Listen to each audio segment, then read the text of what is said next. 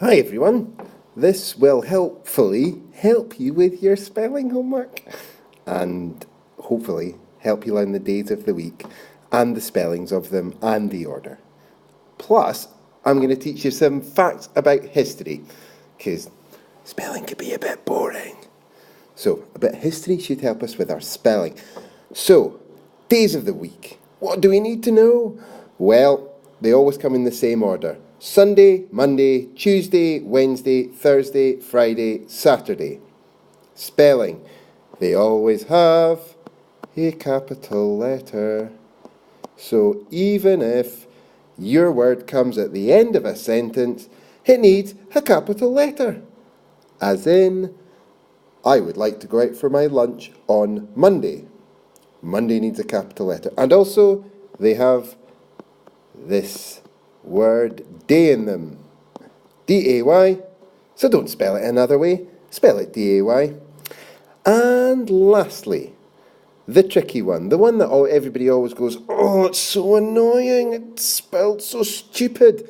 That, of course, is Wednesday because it has an extra syllable in it that we don't say because, as we know about English, there's lots of rules to English and most of the time it never follows them. So, we don't say this word here, this syllable, we say Wednesday. But if you want to remember, Wednesday. Wednesday. Wednesday. We don't say it Wednesday, of course, we say it Wednesday. Okay, boring spelling, but out of the way. Make sure you have a capital letter. Put day at the week. Remember that extra silly syllable, nes, in the middle of Wednesday. Not Wednesday, Wednesday. Right, why do we have the days of the week? There's 7 of them. They all have a history, so we need to go back thousands of years to find out about their history. Now, these days of the week are in English, so they come from England, which is part of Great Britain, where, of course, I am from.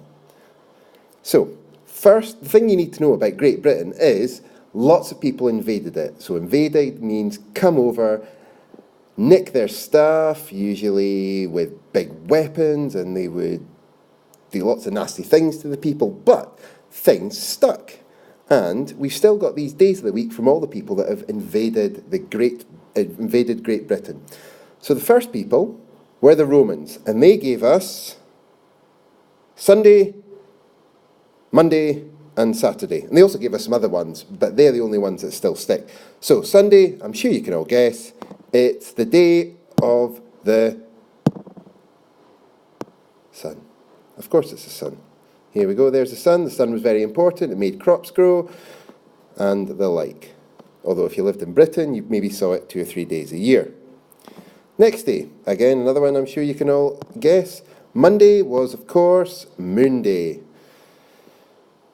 The moon was very important, lots of things. Of course, we get our months from the moon because it takes 28 days for the moon to go from a full moon to disappear, to go being back to a full moon.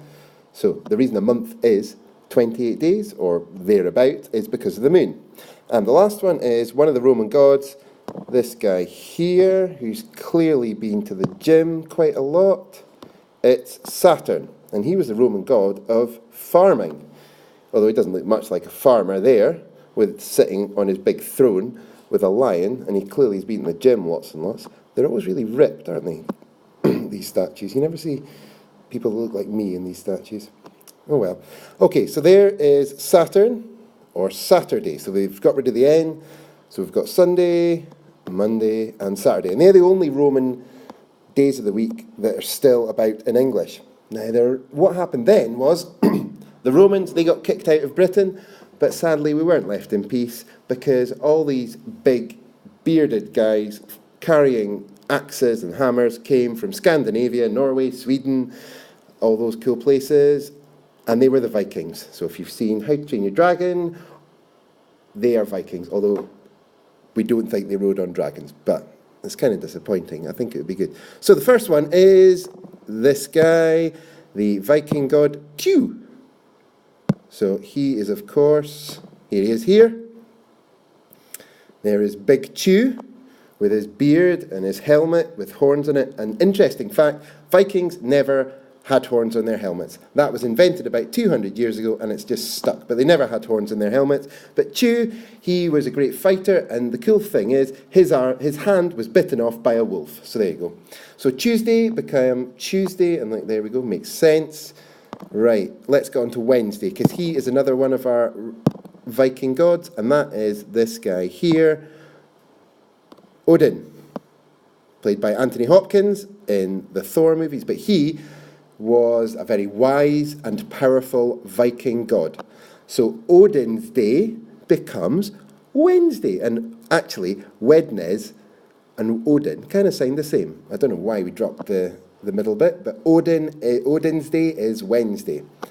And then we've got Odin's son coming up, the ever popular Thor, for Thor's day. And there is Thor. Again, somebody who clearly spends a lot of time in the gym with his hammer and winged helmet. And, well, as you can see, he was a bit of a bruiser. He took no nonsense. But Thor's day became Thursday. And finally, Friday. And this, sadly, this is the only female goddess that gets her own day of the week, and that is the goddess Freya. So Freya's day became Friday.